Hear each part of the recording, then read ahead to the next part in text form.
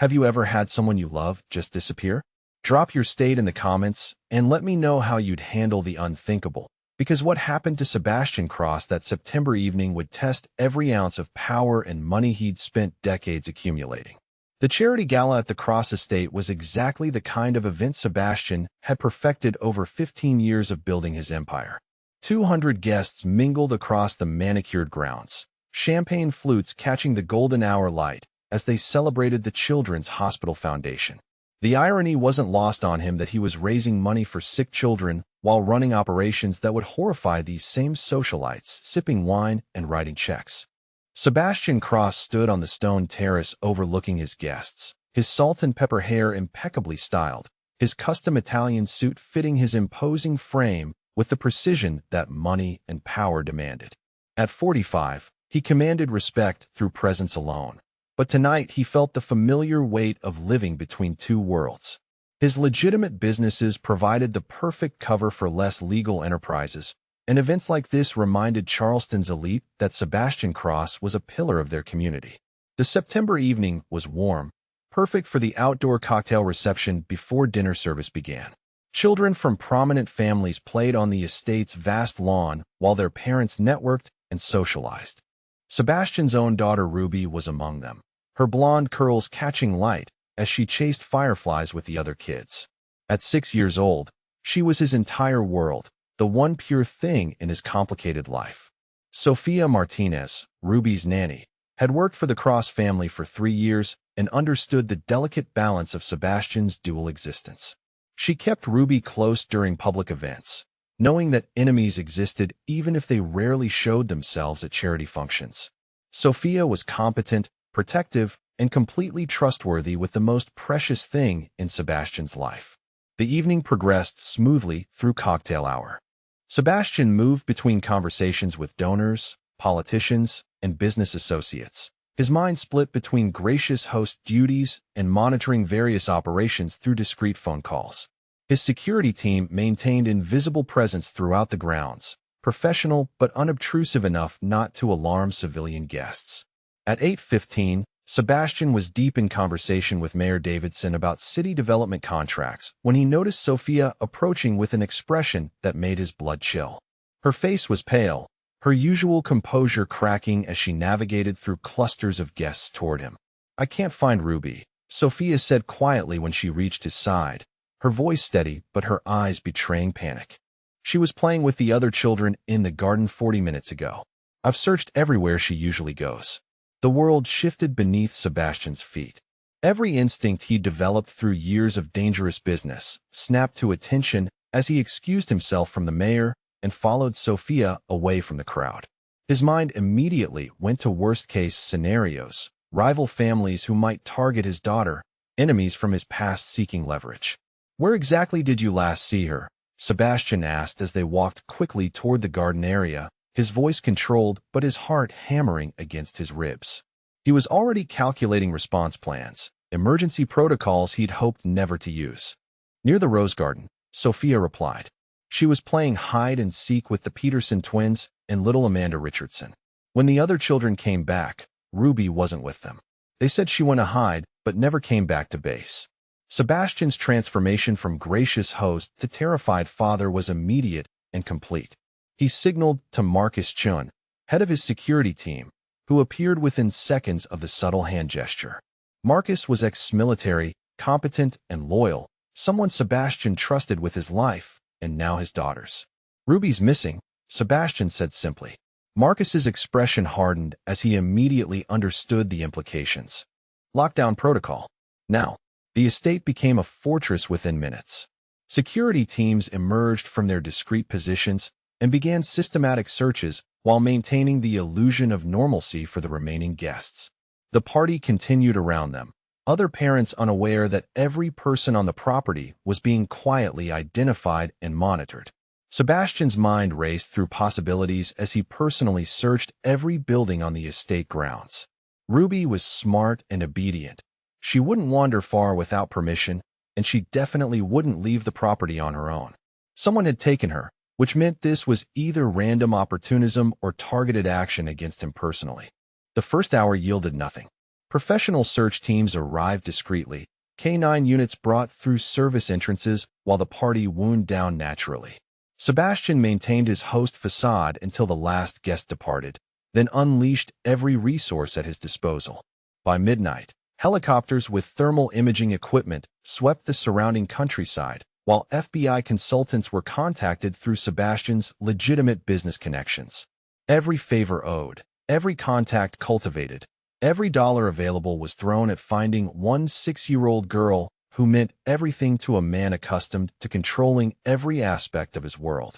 The police were contacted through proper channels, though Sebastian knew their resources would be limited compared to his private teams. Detective Lisa Park arrived to coordinate official efforts, a professional who understood the delicate nature of dealing with prominent families while investigating serious crimes. As dawn broke over Charleston, 12 hours of intensive searching had produced absolutely nothing. No ransom demands, no communications from rival organizations, no witness testimonies, no physical evidence beyond Ruby's complete disappearance from a secure location surrounded by 200 adults.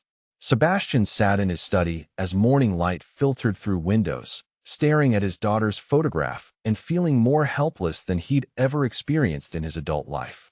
The image showed Ruby laughing in their garden just 2 weeks earlier, her blue eyes sparkling with joy as she held a butterfly that had landed on her finger. That carefree happiness felt like another lifetime now. Marcus entered the study carrying fresh reports, his face grim with exhaustion and frustration. The overnight search teams had covered a 20-mile radius around the estate using every technological advantage available. Thermal imaging had detected wildlife and late-night travelers, but no sign of a small girl. Scent dogs had lost Ruby's trail at the estate's front gate, suggesting vehicle transportation. "We've checked traffic cameras on every major route," Marcus reported quietly. "Nothing unusual recorded between 8 and 10 last night. No vehicles leaving the estate that weren't accounted for among departing guests." Sebastian's jaw clenched as he processed the information. Professional kidnapping, then. Someone with experience who understood surveillance and transportation logistics. This wasn't random opportunity, but calculated action targeting his family specifically. "What about rival families?" Sebastian asked, though he already suspected the answer. The Morettas in Atlanta had been quiet for months. The Chicago operations stayed north of their territory agreements. Recent business deals had been conducted peacefully, with minimal territorial disputes. "Everyone's accounted for," Marcus confirmed. "No unusual movement from any organizations we monitor. No communications chatter suggesting planned action against your family." "This feels different, boss." Different meant worse. Random criminals might negotiate. Rival families understood the rules of engagement. Unknown enemies with unknown motives represented the most dangerous threat possible to a 6-year-old girl whose only crime was being born to a man with powerful enemies. The FBI consultant arrived at 7 a.m., Agent Patricia Wells, who specialized in child abduction cases. She was professional and competent, but Sebastian could see in her eyes the same frustration his own teams felt. 12 hours was critical time in kidnapping cases, and they had nothing. "Mr. Cross," Agent Wells said as she reviewed the search reports, "I need to ask about your business operations. Any recent conflicts or negotiations that might have created enemies seeking leverage against you personally?" Sebastian had anticipated this conversation and prepared careful answers. His legitimate businesses were extensive enough to provide reasonable explanations for his wealth and connections. The illegal operations that funded his empire would never be discussed with federal agents, regardless of circumstances. "I've made enemies through business competition," Sebastian replied carefully. "Real estate development creates conflicts with environmental groups and competing developers. My security consulting firm occasionally handles sensitive corporate investigations that could generate resentment." Agent Wells nodded, understanding that wealthy men in Charleston often had complex business relationships that could create unexpected enemies. She would investigate legitimate angles, while Sebastian's private teams pursued more dangerous possibilities. The morning stretched endlessly as search teams expanded their radius and federal resources joined the effort. Every phone call brought Sebastian's heart racing, hoping for breakthrough news that never came. Ruby remained missing without trace or explanation. Sophia sat in the kitchen with other household staff, all of them devastated by their failure to protect the little girl they'd helped raise. The estate felt hollow and wrong without Ruby's laughter echoing through rooms that suddenly seemed too large and too quiet. As noon approached, Sebastian stood at his study window watching search teams coordinate across his property and felt the crushing weight of absolute helplessness. Every resource available to a man of his power and wealth had been deployed, and none of it mattered. His daughter was gone, possibly suffering, definitely terrified, and he could do nothing to help her. Then Marcus appeared at his study door with an expression Sebastian had never seen before, somewhere between disbelief and desperate hope. "Boss," Marcus said quietly, "there's a kid at the front gate.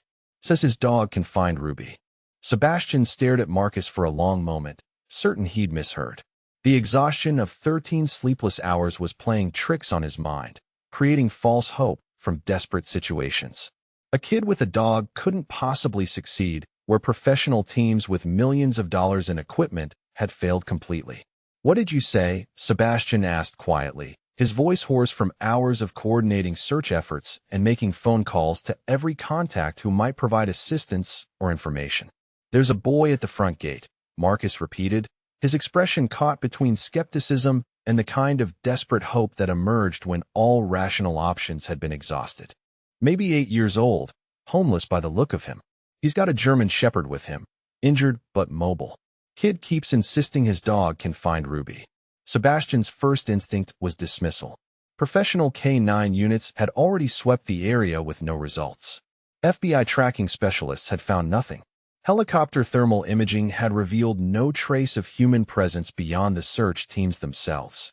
The idea that a homeless child could accomplish what experts had failed to achieve seemed like cruel mockery of his situation. But then Sebastian remembered the photograph on his desk, Ruby's laughing face when she discovered that butterfly in their garden.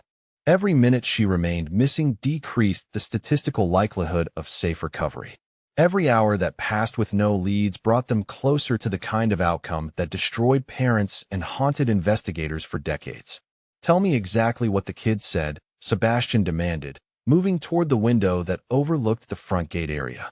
His mind was already calculating risks and possibilities, weighing the potential of wasting precious time against the reality that conventional approaches had yielded absolutely nothing. Marcus pulled out his phone and activated the security feed from the front gate cameras.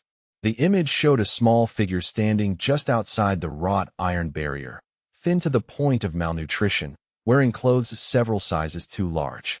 Beside him stood a German Shepherd that was clearly injured but alert, ears up and watching the security guards with intelligent eyes. The boy had approached the gate 20 minutes earlier, Marcus explained. Security almost turned him away immediately, but something about his persistence made them radio for instructions. "He won't leave, boss. Keeps saying his dog is special. That ranger can track anyone anywhere." Sebastian studied the boy through the camera feed and saw something that made him pause. Despite his obvious poverty and youth, the kid stood with confidence that seemed earned rather than naive. He wasn't begging or acting desperate. He was offering help with the certainty of someone who knew exactly what he was capable of providing. The German Shepherd caught Sebastian's attention next. Even injured, the dog displayed alertness and intelligence that spoke to exceptional training or natural ability. Professional search dogs cost tens of thousands of dollars and required years of specialized work. This homeless boy somehow had access to what appeared to be a highly capable animal. Have him brought to the study, Sebastian decided. His rational mind screamed that this was pointless distraction, but his father's heart whispered that conventional wisdom had already failed completely. If professional resources couldn't find Ruby, perhaps it was time to consider unconventional alternatives. 5 minutes later, Marcus escorted the boy and his dog through the study doors. Up close, Sebastian could see details the camera had missed. The kid was definitely around 8 years old, with dark hair that needed cutting and green eyes that held too much adult knowledge for someone so young. His clothes were clean despite being oversized, suggesting he maintained hygiene despite living rough. The German Shepherd limped slightly on his right rear leg, but moved with purpose and intelligence. The dog's coat was well maintained, and his behavior suggested extensive training or natural discipline. This wasn't a stray animal, but a genuine partner to the boy who clearly cared for him properly despite their circumstances. "What's your name?" Sebastian asked, his voice gentler than usual as he addressed the child. Years of fatherhood had taught him how to speak with children, even under circumstances he'd never imagined facing. "Theo Morrison," the boy replied with confidence that seemed remarkable for someone his age talking to a clearly powerful adult in an intimidating setting. "This is Ranger. We've been living on the streets for 6 months since my parents died in the car accident." Sebastian felt his chest tighten at the casual way Theo mentioned his parents' death, the kind of traumatic loss that would destroy most children, but had somehow forged this kid into someone offering help to strangers. The parallel to Ruby's situation wasn't lost on him. "I'm sorry about your parents," Sebastian said sincerely, "but I need to understand why you think your dog can help find my daughter when professional teams haven't been able to track her." "Ranger's different from regular search dogs," Theo explained, kneeling beside the German Shepherd and running his hand along the animal's head with obvious affection. "My dad was a police officer before he died. He trained Ranger from a puppy, taught him tracking techniques that go beyond what most dogs learn." Sebastian exchanged glances with Marcus, both of them recognizing the potential significance of police training. Professional search dogs were valuable, but police tracking animals often possessed specialized skills that weren't available through commercial services. "What kind of special training?" Marcus asked, his security background making him naturally skeptical of claims that seemed too good to be true, especially from someone so young and desperate. "Ranger can follow scent trails that are days old," Theo said with the confidence of someone stating simple fact rather than making impressive claims. "He can track through water and across pavement where other dogs lose the trail." Dad said he was the best tracking dog he'd ever seen. The boy's certainty was compelling, but Sebastian needed more than hopeful claims from a homeless child. Ruby's life potentially hung in the balance, and he couldn't afford to waste time on false promises no matter how desperately he wanted to believe them. The professional K9 units already tried tracking from where Ruby disappeared, Sebastian said carefully. "They lost her scent at the front gate, which suggests she was transported by vehicle. How would your dog succeed where they failed?" Theo's expression showed understanding rather than defensiveness, as if he'd expected this exact question and had a reasonable answer prepared. "Because Ranger doesn't just follow ground scent like most dogs. Dad taught him to track air scent patterns, to read how smells move through environments and find traces other dogs miss." Sebastian found himself actually considering the possibility despite every rational instinct telling him this was desperate fantasy. The boy spoke with technical knowledge that suggested genuine understanding rather than childhood imagination. His confidence seemed earned rather than naive. Agent Wells, the FBI consultant, had mentioned that some tracking dogs possessed exceptional abilities that exceeded standard training protocols. Police animals sometimes developed skills through practical experience that couldn't be replicated in commercial training programs. "How do you know about my daughter's disappearance?" Sebastian asked, suddenly wondering if this boy's appearance might be connected to Ruby's kidnapping rather than coincidental timing. "Everyone in the homeless community knows," Theo replied simply. "News travels fast when kids go missing, especially from rich families. Some of the street people saw the helicopters and police cars last night. Word gets around." That explanation made sense and actually provided some relief. If criminal organizations had taken Ruby, they wouldn't send a homeless boy to offer tracking assistance. This was probably just a child who'd heard about the situation and wanted to help, possibly hoping for reward money. But Sebastian's desperation was overriding his logical analysis. 13 hours of professional search efforts had produced nothing except growing certainty that Ruby was in mortal danger. If conventional resources had failed completely, perhaps it was time to trust unconventional alternatives. "Show me what your dog can do," Sebastian said finally, making a decision that felt both reasonable and completely insane.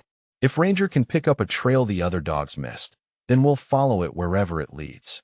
Theo's face lit up with relief and determination, the expression of someone who'd been hoping for exactly this opportunity. "Thank you, sir. Ranger won't let you down. We're going to find your daughter and bring her home safe."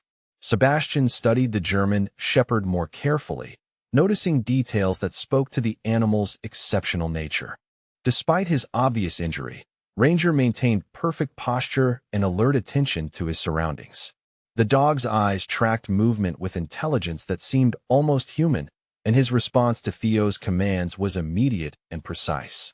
"Tell me about the injury," Sebastian said, gesturing toward Ranger's favored leg. "If we're going to trust this dog with my daughter's life, I need to know his physical limitations and capabilities." "Happened 3 weeks ago," Theo explained, kneeling beside Ranger and carefully examining the healing leg. "We were sleeping in an alley when some drunk guys decided to mess with us. Ranger protected me, but one of them hit him with a pipe before I could get him away." The casual way Theo described violence and danger spoke to experiences no 80-year-old should have endured.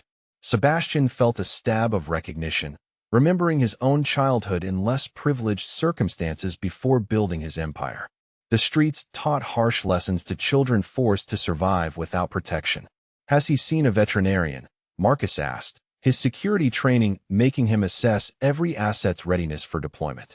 An injured animal could become a liability during dangerous operations, regardless of training quality. Theo's expression showed embarrassment and frustration, the look of someone who understood what needed to be done but lacked resources to accomplish it. "There's a free clinic that helps animals belonging to homeless people, but they're only open once a month. Ranger's been healing on his own." Sebastian made a mental note to have his private veterinarian examine the dog immediately, but time pressure meant they needed to move quickly if this was going to work. Ruby had been missing for over 13 hours, and every minute decreased the likelihood of safe recovery. "What happened to your parents?" Sebastian asked gently, wanting to understand this boy who was offering to risk his injured dog for a stranger's child. The question was personal, but Theo's background might reveal important information about his capabilities and motivations. "Car accident 6 months ago," Theo replied with the matter-of-fact tone children used when discussing trauma they'd been forced to accept. "Dad was driving home from work when a drunk driver ran a red light. Mom was in the passenger seat. They both died instantly." Sebastian's chest tightened with recognition of loss and the terrible randomness that could destroy families in single moments. This boy had experienced the kind of devastating tragedy that Sebastian feared was happening to his own family right now. "What about relatives, other family members?" Sebastian asked, wondering how an 80-year-old had ended up completely alone with only a dog for companionship. "The child welfare system should have intervened when Theo's parents died. Dad's parents died before I was born," Theo explained. "Mom's family lives in California, but they didn't want to take me in. Said they couldn't afford another kid and suggested foster care would be better for everyone." The casual cruelty of adults abandoning a grieving child made Sebastian's anger flare, but he pushed the emotion aside to focus on current circumstances. Theo had survived 6 months on the streets with an injured dog, which spoke to resilience and resourcefulness that might prove valuable. "How have you been taking care of yourselves?" Marcus asked, his question driven by practical concerns about the boy's physical condition and ability to handle demanding situations. "We sleep in different places every night," Theo said. "Sometimes abandoned buildings, sometimes under bridges, sometimes in the woods outside town. I know where to find food and clean water, and how to stay away from the dangerous people." The matter-of-fact way Theo described survival strategies revealed maturity that should have taken years to develop. Street life had compressed childhood into hard-won knowledge about danger and resource management. This wasn't a naive kid offering false hope, but someone who understood harsh realities. Sebastian looked at Agent Wells, who had been quietly observing the conversation from her position near the study door. Her expression suggested professional skepticism tempered by recognition that conventional approaches had failed completely. "Agent Wells, what's your assessment?" Sebastian asked, wanting federal perspective on trusting a homeless child with crucial evidence gathering. The FBI consultant had seen enough missing child cases to understand when desperate measures became necessary. Unconventional resources sometimes produce results that standard procedures miss, Agent Wells replied carefully. "If the dog has genuine tracking abilities, it's worth attempting. We'll coordinate with your private teams to ensure proper evidence handling." Sebastian felt the weight of decision pressing down on him as he considered options that ranged from reasonable hope to complete desperation. 13 hours of professional search efforts had yielded nothing. Federal resources had found no leads. Time was running out for Ruby, and conventional wisdom had proven completely inadequate. Theo stood beside his injured dog with confidence that seemed earned rather than naive, offering the only new possibility that had emerged since Ruby's disappearance. The boy's story was heartbreaking but authentic, and his survival skills suggested competence that might translate to successful tracking. All right, Sebastian decided, making a choice that felt both logical and completely insane. We'll try it your way, Theo, but I need you to understand how dangerous this could be. If someone took my daughter, they won't hesitate to hurt anyone who tries to interfere with their plans. Ranger and I aren't afraid of dangerous people, Theo replied with the calm certainty of someone who'd already faced threats most adults never encountered. We've been taking care of each other for 6 months. We know how to stay safe and get things done. Sebastian nodded, recognizing the kind of determined competence that emerged from surviving impossible circumstances. This boy had already proven himself capable of protecting what mattered most to him. Now Sebastian had to trust that same fierce loyalty would extend to finding Ruby. Marcus, coordinate with the search teams, Sebastian ordered. We're going to give Theo and Ranger a chance to do what the professionals couldn't accomplish. And call Dr. Richardson to examine the dog immediately. If we're doing this, I want Ranger in the best possible condition.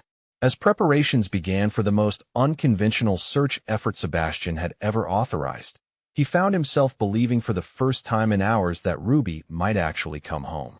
The boy and his dog represented hope when everything else had failed, and sometimes hope was the only weapon available against impossible odds. Dr. Richardson arrived within 30 minutes and examined Ranger with the thoroughness Sebastian's money could command. The veterinarian was Sebastian's personal choice for treating prize horses and guard dogs, someone accustomed to working with valuable animals whose health directly impacted important operations. The injury is healing well, Dr. Richardson reported after carefully manipulating Ranger's leg and observing his movement patterns. Muscle damage rather than bone fracture, which means he retains full mobility despite some discomfort. This dog has exceptional conditioning and pain tolerance. Sebastian felt relief wash through him as professional assessment confirmed what Theo had claimed about his companion's capabilities. Ranger was injured but functional, able to perform the tracking work that represented their only new hope of finding Ruby before it was too late. Can he handle extended tracking over rough terrain? Marcus asked, his security background making him assess every asset's operational readiness. If they were going to trust this dog with Ruby's life, they needed honest evaluation of his limitations. Dr. Richardson observed Ranger's posture and movement for several more minutes before responding. He's favoring the injured leg, but compensating well with his other limbs. I'd estimate he could maintain tracking activity for several hours before fatigue becomes problematic. Pain medication would help, but might dull his scenting ability. No medication, Theo said immediately, his voice carrying the authority of someone who understood his partner's needs better than medical professionals. Ranger works better when he can feel everything. He needs to know exactly how his body is responding to the trail. Sebastian nodded, recognizing the kind of practical knowledge that emerged from months of depending entirely on each other for survival. Theo understood Ranger's capabilities more intimately than any veterinarian could assess during brief examination. The tracking began in the rose garden where Ruby had last been seen playing hide and seek with other children. Theo led Ranger to the exact spot Sophia had described, allowing the dog to familiarize himself with the area before beginning serious scent work. Ranger immediately began systematic investigation of the ground, moving in expanding circles as his nose tracked invisible trails left by dozens of people who had walked through the garden during the previous evening. His behavior was methodical and professional, clearly the result of extensive training rather than random searching. He's separating the different scents, Theo explained quietly as they watched Ranger work. Dad taught him to identify specific individuals from areas where lots of people had been. It takes time, but he can isolate the trail we want. Sebastian watched with growing amazement as Ranger demonstrated abilities that seemed almost supernatural. The dog would pause at certain spots, test the air, then move in specific directions that appeared random but were clearly based on information humans couldn't perceive. After 20 minutes of careful investigation, Ranger's behavior changed dramatically. His head came up with sudden alertness, ears forward, body language shifting from searching to active pursuit. He moved directly toward the garden's edge with purpose that spoke to definite discovery. "He's got her scent," Theo said with quiet satisfaction, falling into step beside Ranger as the dog began following an invisible trail toward the estate's perimeter. This is how he acts when he's found exactly what he's looking for. The trail led away from the main house, through wooded areas that bordered Sebastian's property. Ranger moved with steady determination despite his injury, pausing occasionally to reconfirm the scent, but never showing doubt about direction or destination. Sebastian and Marcus followed with growing tension as they realized the trail was heading toward parts of Charleston they rarely visited, areas where their influence and protection meant little. The abandoned industrial district had been economically depressed for decades, filled with empty buildings and forgotten neighborhoods. Theo's street knowledge became evident as they moved through increasingly rough terrain. The boy navigated urban decay with confidence that spoke to months of survival in similar environments. He read danger signs that Sebastian's security training hadn't covered, understanding the subtle indicators of territorial boundaries and potential threats. "We need to be careful here," Theo said quietly as they approached an area where abandoned factories gave way to active homeless encampments. People protect their territory, especially when they don't recognize you. Some of them might know something about strangers moving through with kids. Marcus appreciated the tactical intelligence from someone who understood the operational environment better than they did. Street people noticed things that escaped official attention, and their cooperation could provide crucial information or dangerous opposition depending on approach. The trail continued through areas that made Sebastian's chest tighten with fear for Ruby's safety. These weren't neighborhoods where 6-year-old girls should ever find themselves, filled with dangers that wealthy families in Charleston preferred to pretend didn't exist. Ranger's determination never wavered despite increasing difficulty of the terrain. The dog limped more noticeably as they covered greater distances, but his focus remained absolute. Whatever scent he was following remained strong enough to guide their progress through hostile territory. 2 hours into the tracking mission, Ranger suddenly stopped at a chain-link fence surrounding an abandoned warehouse complex. His excitement increased dramatically as he investigated something caught in the metal mesh about 3 feet from the ground. "What is it?" Sebastian asked, his heart racing as Ranger's behavior suggested significant discovery rather than routine trail confirmation. Theo carefully examined the object that had captured Ranger's attention, then looked up at Sebastian with expression that mixed hope and dread. "It's a piece of fabric," he said quietly. "Looks like it came from a little girl's dress." Sebastian's hands shook as he recognized the torn fragment of yellow cotton with small flower prints, fabric that perfectly matched the dress Ruby had been wearing when she disappeared. This was the first concrete evidence that she had actually passed through this area.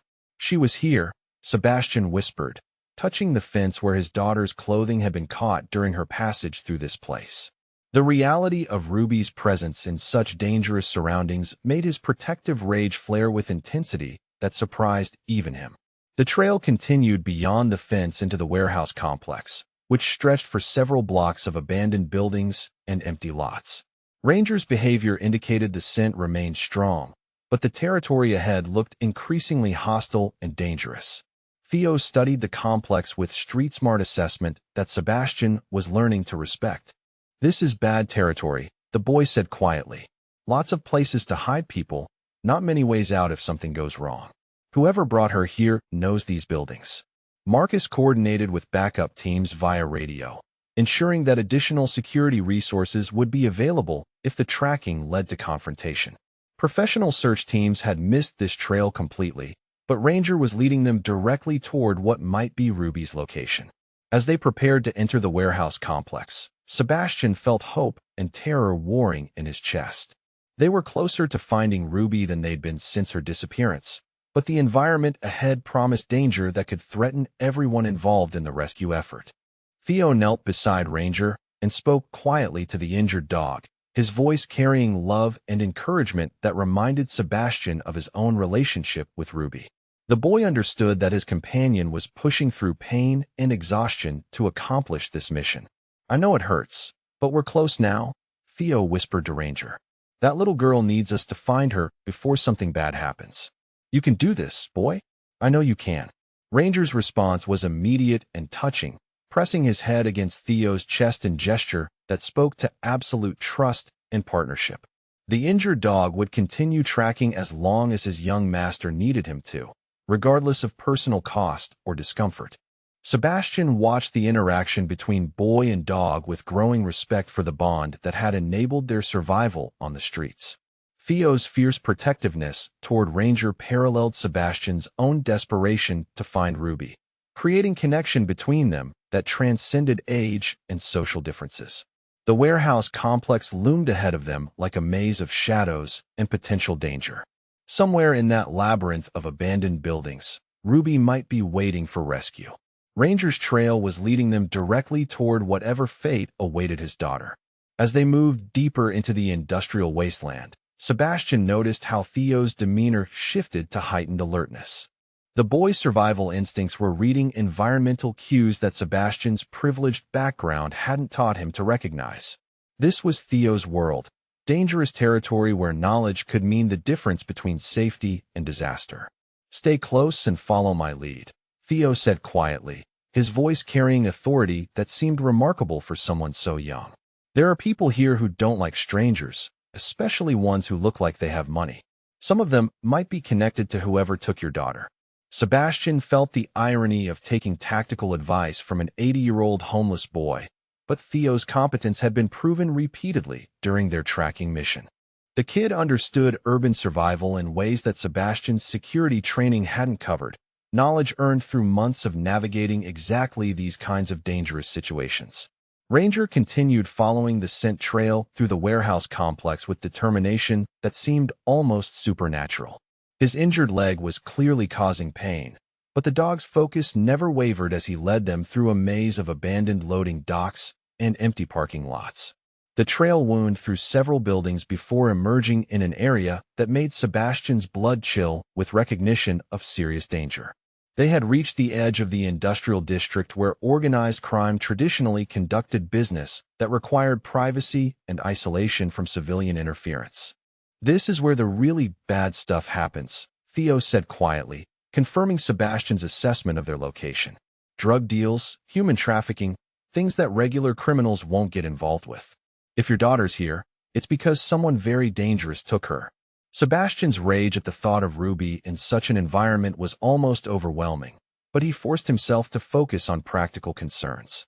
Emotional reactions would help nothing if they led to mistakes that endangered his daughter further or got them killed before they could attempt rescue. Marcus coordinated with backup teams to establish perimeter security while maintaining distance that wouldn't alert potential enemies to their presence. Professional tactical considerations became crucial as they approached what might be Ruby's location or a trap designed to eliminate search efforts. Rangers suddenly became more excited as they approached a massive textile mill that had been abandoned for decades. The building rose 5 stories above them, its broken windows and rusted fire escapes creating an ominous silhouette against the afternoon sky. This was exactly the kind of place where dangerous people conducted business they wanted hidden from the world. The dog's behavior indicated they were very close to whatever he'd been tracking through the city. His tail began wagging for the first time during the entire mission, body language suggesting imminent success rather than continued searching. "She's in there," Theo said with quiet certainty, watching Ranger's excitement as the dog investigated the mill's perimeter. He wouldn't act like this unless he was sure. "Your daughter is somewhere inside that building." Sebastian stared at the abandoned textile mill with mixture of hope and terror that made his chest tight with emotion. After 14 hours of desperate searching, they had finally located Ruby's position. But the building ahead promised dangers that could get them all killed if they approached carelessly. The structure was perfect for criminal operations, isolated from civilian activity with multiple levels providing escape routes and defensive positions. Whoever had chosen this location understood operational security and had prepared for the possibility of unwanted visitors. "How many people do you think are inside?" Marcus asked Theo, recognizing that the boy's street experience might provide intelligence that tactical training couldn't supply. Understanding enemy numbers would be crucial for planning any rescue attempt. "Hard to tell from out here," Theo replied, studying the building with analytical attention that spoke to survival skills earned through harsh experience. But this is the kind of place where criminals bring people they want to disappear. There's probably at least a few guards, maybe more depending on what kind of operation they're running. Sebastian felt his protective rage building to levels that threatened rational decision-making. The thought of Ruby imprisoned in such a place, possibly terrified and hurt, made him want to storm the building immediately regardless of tactical considerations or personal safety. But Theo's steady competence and Ranger's unwavering determination reminded him that successful rescue required careful planning rather than emotional reactions. They had found Ruby's location, but getting her out alive would require all the intelligence and resources they could bring to bear. "We need to get closer and gather more information," Sebastian decided, forcing himself to think tactically rather than emotionally. "If Ruby's in there, we need to know exactly where and how many people are guarding her before we attempt anything." Ranger whined softly as he stared at the textile mill, his body language suggesting he could sense Ruby's presence somewhere inside the massive structure. The injured dog had accomplished what professional teams couldn't, leading them through hostile territory to their destination despite pain and exhaustion. "Good boy," Theo whispered, kneeling beside his companion with obvious pride and affection. "You found her, just like I knew you would. Now we need to figure out how to get her back home safely." As shadows lengthened across the abandoned industrial district, Sebastian prepared for the most dangerous operation of his life.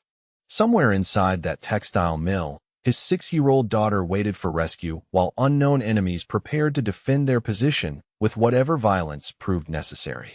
The hunt had succeeded, but the real battle was just beginning. Sebastian crouched behind a concrete barrier with Marcus and Theo, studying the abandoned textile mill through binoculars while Ranger lay silent beside them, ears alert but body motionless. The building revealed details that made the situation far more ominous than a simple kidnapping for ransom. 3 black SUVs were parked in the mill's loading dock area, expensive vehicles that spoke to serious criminal financing rather than opportunistic crime. The cars were positioned to provide quick escape routes while blocking casual access to the building's main entrances. "Professional operation," Marcus observed quietly, his security background allowing him to read tactical implications that civilian observers would miss. "Vehicle placement, building selection, timing of the operation. This isn't random kidnapping, but systematic criminal enterprise." Sebastian's chest tightened as he processed the implications of organized crime involvement. Random kidnappers might accept ransom payment and release Ruby unharmed. Professional criminals operating systematic enterprises had different motivations and much more dangerous capabilities. Movement in the upper floors caught Sebastian's attention through the binoculars. Guards were posted at strategic windows, armed figures who maintained surveillance of approaches while remaining concealed from ground-level observation. The security arrangements suggested valuable cargo requiring serious protection. "How many guards do you count?" Sebastian asked Marcus, trying to maintain tactical focus while terror for Ruby's safety clawed at his chest. The professional nature of the operation meant his daughter was in the hands of people who treated children as commodities rather than human beings. "At least 6 visible," Marcus replied, studying the building through his own optics. "Probably more inside that we can't see." Standard procedure would be to have external security with additional guards watching the valuable assets directly. Theo had been unusually quiet since they'd begun surveillance, his expression growing darker as he observed details that Sebastian and Marcus were missing. The Boy Street experience was apparently recognizing patterns that his months of survival had taught him to identify. "This isn't just kidnapping," Theo said quietly, his young voice carrying grim certainty that made Sebastian's blood chill. "I've seen operations like this before when I was living rough. This is human trafficking, and your daughter wasn't taken randomly." Sebastian's world tilted as the horrifying implications crashed through his consciousness. Human trafficking meant Ruby hadn't been kidnapped for ransom money or political leverage against his business operations. She had been stolen as merchandise for people who bought and sold children like property. "What do you mean she wasn't taken randomly?" Sebastian demanded, his voice barely controlled as rage and terror warred for dominance in his chest. The idea that someone had specifically targeted Ruby for trafficking was almost beyond his ability to process. "Rich kids from good families are worth more money," Theo explained with matter-of-fact knowledge that spoke to horrible experiences no 80-year-old should possess. Traffickers scout charity events and public places where wealthy families bring their children. They target specific kids who will bring high prices. Sebastian felt physically sick as he realized Ruby's attendance at the charity gala had made her a target for predators who viewed her privileged background as increased monetary value. Her presence at a public event had painted a target on her that led to this nightmare.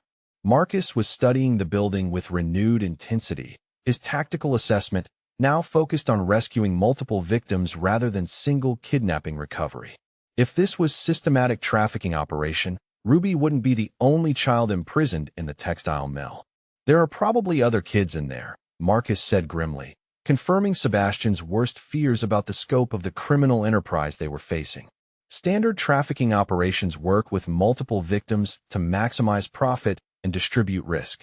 Theo nodded with sad recognition, his expression showing familiarity with horrors that most people never imagined. Street kids disappear all the time, and nobody looks for them like they're looking for your daughter.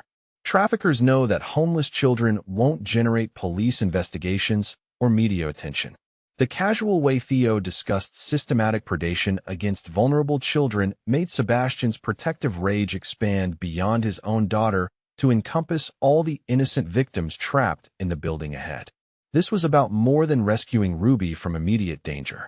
Movement in the mill's lower level caught Ranger's attention, the dog's body language shifting to focused alertness as he detected something human observers couldn't perceive. The German Shepherd's tracking abilities apparently extended to monitoring current activity rather than just following historical trails. Ranger sees something, Theo whispered, studying his companion's behavior with understanding earned through months of complete dependence on the animal's superior senses. Someone's moving around inside, probably checking on the kids. Sebastian focused the binoculars on windows where Ranger was staring, eventually catching brief glimpse of adult figure moving through interior spaces. The person's movements suggested routine patrol rather than emergency activity, which meant their presence hadn't been detected yet. The reconnaissance revealed systematic criminal operation that had been conducting business in the abandoned mill for extended period. Evidence of long-term occupation included generator equipment for electricity, communication antennas for coordination with outside contacts, and defensive preparations suggesting the traffickers were prepared for law enforcement intervention. This explains why the professional search teams didn't find anything, Marcus said as pieces of the puzzle began connecting. If this is established trafficking operation, they have protocols for avoiding detection and eliminating evidence when threatened. Sebastian's hands shook as he considered how close Ruby had come to disappearing forever into a criminal network designed to make children vanish without trace. Only Theo and Ranger's exceptional abilities had led them to this location before Ruby was transported to destinations where recovery would be impossible. "We need to move fast," Theo said urgently, his street knowledge providing tactical intelligence that complemented Marcus's security expertise. These operations don't stay in one place very long. They could move the kids anytime, especially if they think someone's looking for them. The time pressure made careful planning almost impossible, but Sebastian knew that hasty action could get Ruby and other children killed if the rescue attempt alerted guards before victims could be secured. Professional criminals would eliminate evidence rather than face prosecution for trafficking charges. "Can Ranger help us get inside without triggering alarms?" Sebastian asked, recognizing that the dog's tracking abilities might extend to stealth capabilities that could prove crucial for successful rescue operation. Theo smiled for the first time since they'd begun surveillance, confidence returning as he considered his companion's full range of talents. Dad trained him for police work, which included silent approach and building searches. Ranger can get us inside without anyone knowing we're there. Sebastian felt hope mixing with determination as tactical possibilities began emerging from desperate circumstances. Theo's street knowledge combined with Ranger's police training and Sebastian's resources might provide exactly the combination needed to rescue Ruby and other victims from systematic predators. As afternoon shadows lengthened across the abandoned industrial district, Sebastian prepared for the most dangerous operation of his life. The reconnaissance had revealed horrors beyond his worst nightmares, but it had also shown them the path forward. Ruby was inside that building with other innocent children, all of them waiting for rescue from people who viewed them as merchandise rather than human beings. The mission ahead would require every ounce of courage and competence they could bring to bear against professional criminals who killed to protect their investments. But Sebastian had advantages the traffickers couldn't anticipate: a homeless boy with street wisdom, an injured dog with exceptional abilities, and a father's desperate determination to save his daughter at any cost. The combination might be enough to accomplish what seemed impossible. The assault began at sunset when shadows provided maximum cover for their approach. Sebastian's security team had positioned themselves around the textile mill's perimeter, while Theo and Ranger prepared to infiltrate through a service entrance that the dog had identified during final reconnaissance. Marcus coordinated the operation through encrypted communications, his military background evident in the precision of tactical planning. Professional execution would be crucial when facing armed criminals who wouldn't hesitate to eliminate evidence by killing their victims if the rescue attempt was detected prematurely. Ranger moved through the mill's lower level with silent efficiency that spoke to exceptional training and natural stealth ability. Despite his injury, the German shepherd navigated debris and obstacles without making any sound that might alert guards to their presence inside the building. Theo followed his companion with street-smart caution, reading environmental cues that kept them away from patrol routes and surveillance positions. The boy's months of urban survival had taught him movement techniques that complemented Ranger's police training perfectly. There in the basement, Theo whispered through his radio after Ranger's behavior indicated discovery of the children's location. At least 6 kids, maybe more. 2 guards that I can see, probably armed. Sebastian's heart raced as he processed confirmation that Ruby was inside the building with other victims. The systematic nature of the trafficking operation meant multiple children had been stolen from their families and imprisoned by people who treated them as merchandise. The basement access required eliminating 2 guards without alerting the rest of the criminal organization to their presence. Marcus coordinated simultaneous action while Sebastian prepared for the kind of violence he'd hoped never to use in front of children. Ranger's attack was swift and silent, the injured dog moving faster than human reflexes could track as he disabled 1 guard before the man could reach his weapon or raise an alarm. Police training had included techniques for neutralizing threats without creating noise that might endanger victims. Sebastian eliminated the 2nd guard with professional efficiency, his own background in dangerous business providing skills that proved crucial when his daughter's life depended on controlled violence. The confrontation was over within seconds, leaving the basement entrance secured for rescue operations. The children were huddled in a storage room that had been converted into makeshift prison, 6 young victims ranging in age from 5 to 12 years old. Ruby was among them, alive but clearly traumatized by experiences no 6-year-old should ever endure. "Daddy," Ruby whispered when she saw Sebastian enter the basement storage room, her voice barely audible but carrying relief and terror that made his chest tighten with protective rage. She ran to him with desperate urgency, clinging to his chest like she would never let go again. Sebastian held his daughter with intensity that threatened to overwhelm his operational focus, feeling her small body trembling against him as months of nightmare scenarios dissolved into grateful reality. Ruby was alive, physically unharmed despite obvious psychological trauma from her imprisonment. But other children still needed rescue, and the trafficking operation hadn't been fully dismantled yet. Sebastian forced himself to focus on completing the mission that would save all the victims and prevent future crimes against innocent families.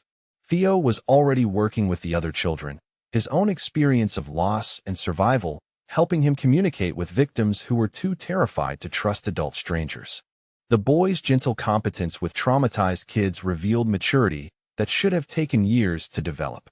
"It's going to be okay now," Theo told each child individually, his young voice carrying authority that somehow made them believe safety was actually possible. "The bad people can't hurt you anymore. We're here to take you home to your families." 3 of the children were from Charleston area, stolen during the past month from various public locations where traffickers had identified valuable targets. 2 others were from different cities, transported to this location as part of regional criminal network that operated across state boundaries. 1 girl, barely 5 years old, had been imprisoned for over 2 months. Her condition revealed the systematic nature of crimes that destroyed families while generating profit for people who viewed children as commodities rather than human beings, with loving families desperately searching for them. The upper floors of the mill contained evidence of extensive trafficking operation, transportation records, financial documents, communication equipment linking the local cell to national criminal network. Sebastian's security team secured materials that would enable law enforcement to dismantle the entire organization. Violence erupted when additional traffickers discovered the rescue operation in progress. Sebastian's team engaged armed criminals in firefight that echoed through the mill's empty spaces while children were evacuated to safety through routes Ranger had identified during infiltration. Theo was injured during the evacuation when he threw himself between gunfire and one of the younger victims, taking a bullet in his shoulder that was intended for the terrified child he was protecting.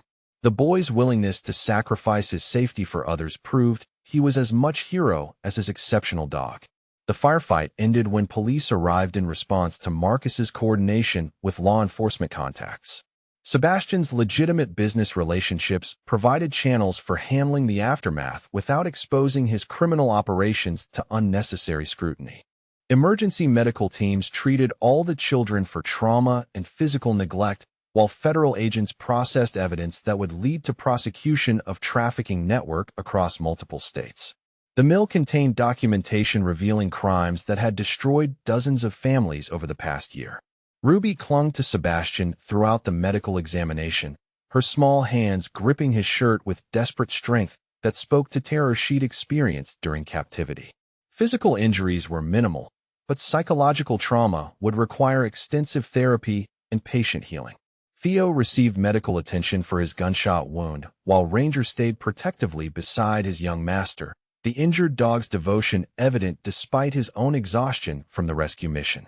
The partnership between boy and animal had saved multiple children from fates too horrible to contemplate. Dr. Sarah Chun, the trauma specialist treating the children, explained that recovery would be a gradual process requiring support from families and professional counseling. The victims had experienced horrors that would take time to overcome, but early intervention would help them reclaim normal childhood experiences. Sebastian watched other children reuniting with their desperate families as parents arrived from across the region. Phone calls and coordination bringing together people who had lived through the same nightmare he'd endured. The joy and relief on every face reminded him how blessed he was to have Ruby back safely. The trafficking network was dismantled completely, with arrests extending beyond the immediate location to include recruiters, transporters, and financial coordinators across multiple states. Evidence from the mill enabled law enforcement to shut down operation that had been destroying families for over 2 years. As night fell over Charleston, Sebastian held Ruby in the hospital waiting area while doctors completed their examinations and prepared recommendations for ongoing care. His daughter was safe, alive, and would eventually heal from trauma that could have been much worse. Theo sat nearby receiving treatment for his bullet wound, surrounded by medical professionals who marveled at his courage during the rescue operation. The 80-year-old homeless boy had risked his life to save children he'd never met, proving himself worthy of admiration from adults who'd never faced such dangers.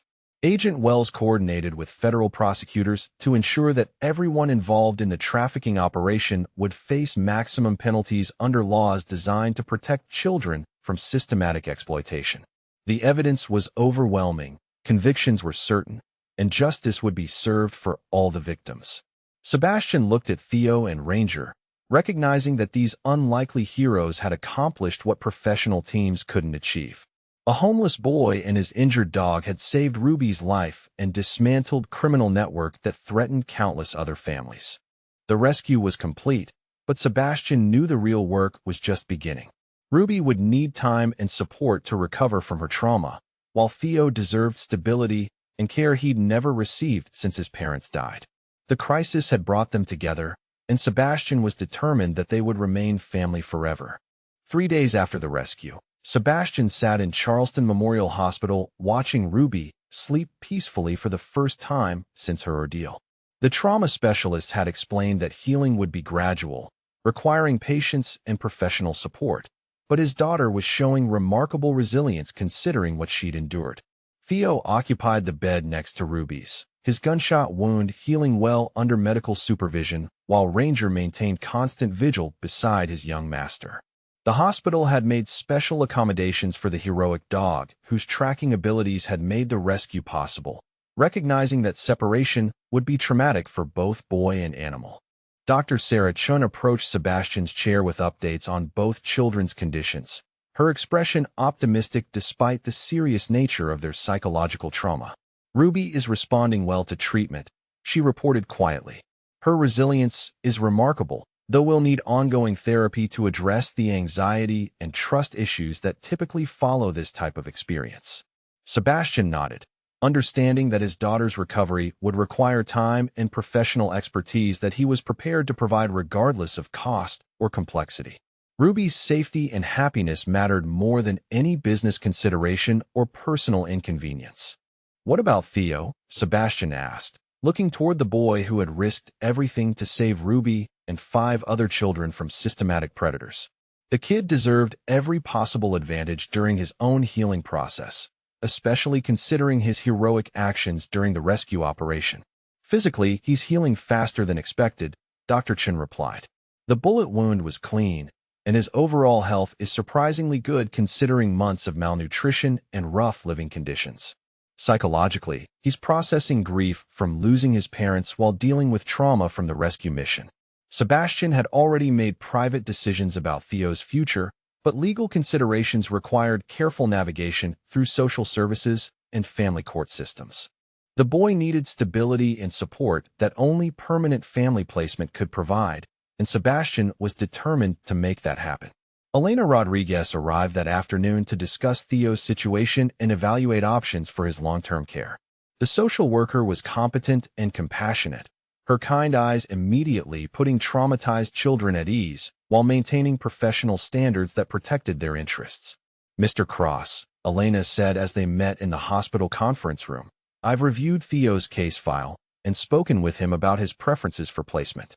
His situation is complicated by the lack of willing relatives and his obvious attachment to his dog, which limits foster care options." Sebastian had prepared for this conversation and gathered resources that would demonstrate his commitment to providing Theo with permanent family rather than temporary placement. The boy deserved stability after everything he'd endured, and Sebastian wanted to offer that security officially and legally.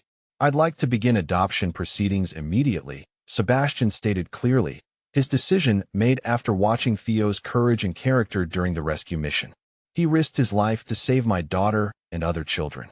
The least I can do is give him a real home and family." Elena's expression showed surprise followed by careful consideration as she evaluated Sebastian's request against professional standards for child placement. Single-father adoption was possible but required extensive evaluation to ensure compatibility and appropriate motivation for such significant commitment. "Adoption is a permanent legal relationship that creates lifelong obligations and responsibilities," Elena explained carefully. "Theo has experienced severe trauma and will need extensive support during his recovery. Are you prepared for the challenges that placement might involve?" Sebastian thought about Ruby's frightened face when he'd found her in the trafficking operations basement prison, remembering how Theo's gentle competence had helped calm terrified children while bullets were flying around them. The boy had proven himself worthy of family loyalty through actions that most adults would never attempt. "Theo saved my daughter's life," Sebastian said simply.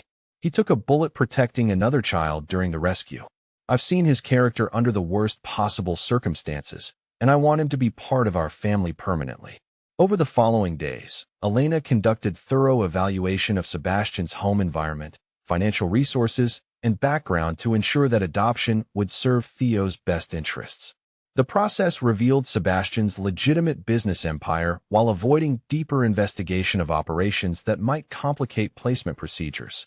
Ruby's response to having Theo as potential brother was immediately positive, their shared trauma creating connection that transcended normal sibling development timelines.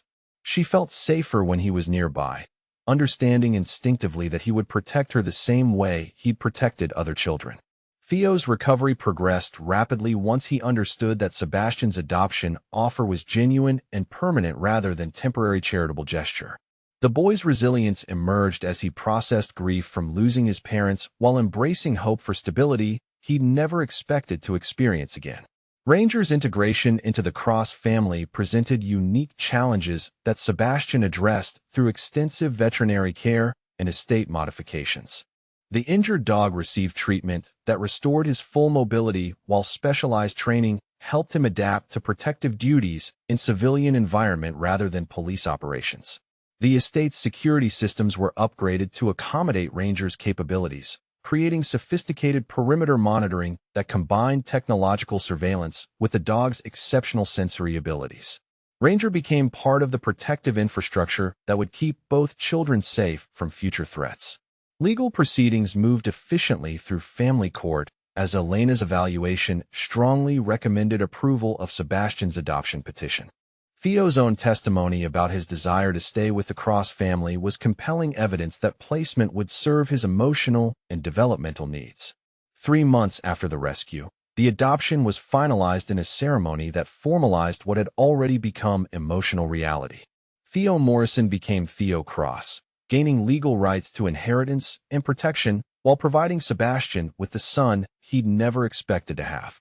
Ruby's therapy sessions showed steady progress as she processed trauma with professional support and family stability.